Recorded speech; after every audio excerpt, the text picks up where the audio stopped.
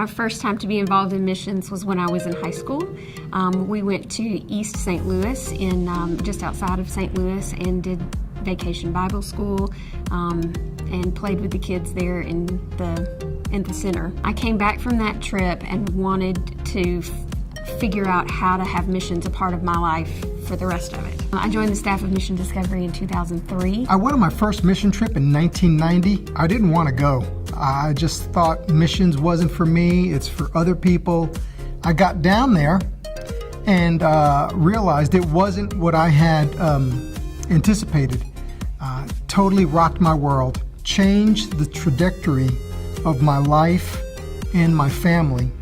I went on my first Mission Discovery mission trip in the summer of 1994, and each day we'd go across the border into Reynosa, Mexico.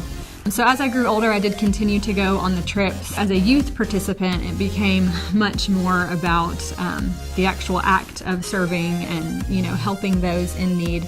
And of course, in the process, realizing that it was changing me as well. It wasn't until my adult years that I kind of felt the Lord placing the calling on my heart to go into full-time missions. My first mission experience was in Uganda, Africa.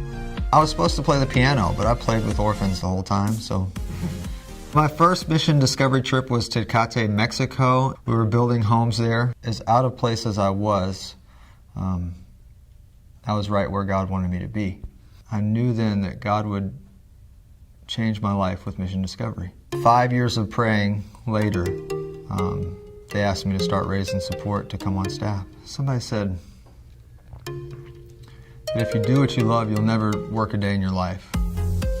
And so, Mission Discovery is something that I love, and I don't feel like it's work. My father was a minister, and so being raised from an early age, we started serving on mission trips. I think culture shock was good to see how different the world is in all the different parts, but also just the levels of poverty. And so it just sparked a hunger that made me have to go twice in 1 year and then the next year as well.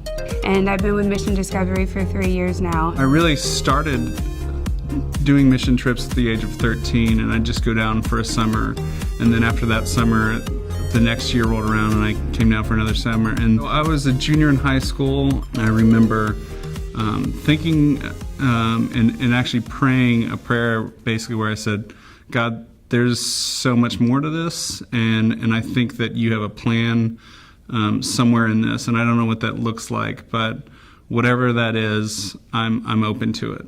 I started as a student, and then I started coming as just a volunteer. And so having kind of gone through almost every possible option to serve and to be part of Mission Discovery, to now be a project coordinator, it's not just about what I can do and what I put into the trip, but that lives are changing no matter what.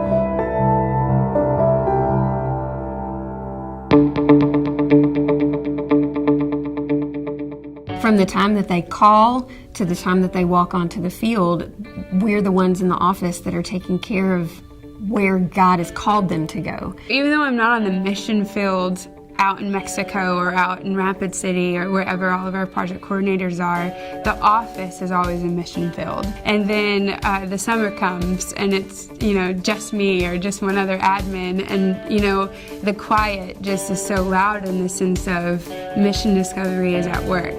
God is at work.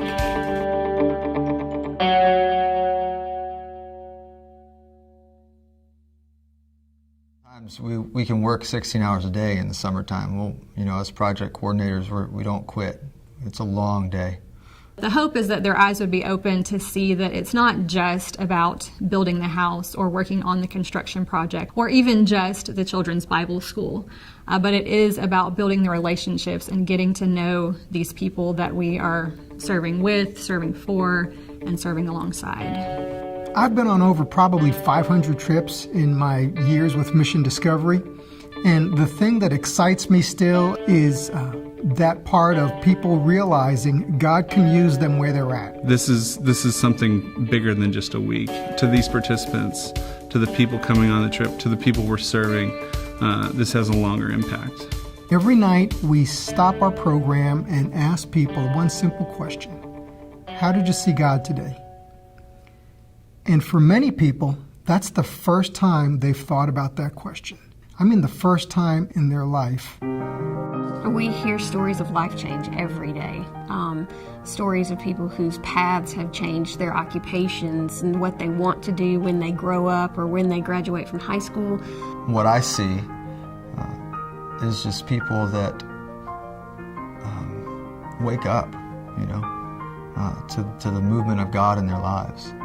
And I see it often, all the time.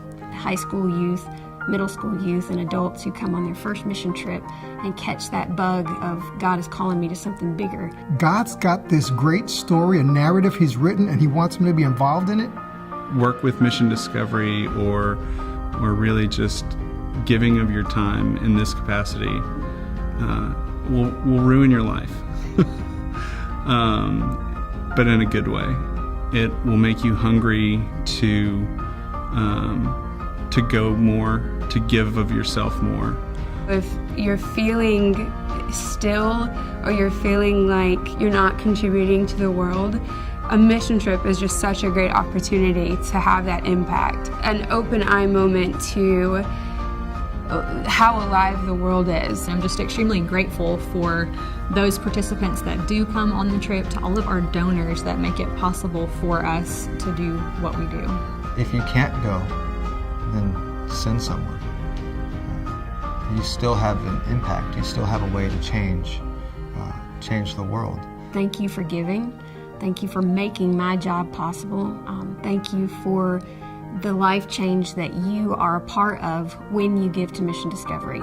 Seeing through God's lens, it opens your eyes to need, it opens your eyes to beauty that maybe you didn't see before.